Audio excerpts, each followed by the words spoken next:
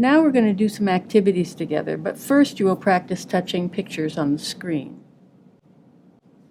Touch the flower on the screen. Good. Now we're going to do some more. Now touch the star. Good. Let's do one more. Now touch the apple. Good. Now you're ready to continue. We're going to play some games together. Okay. But first, you will practice touching pictures on the screen.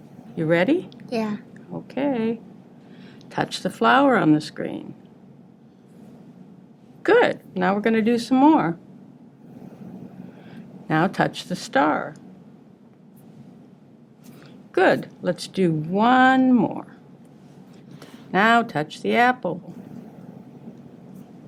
Good. Now we're ready to continue.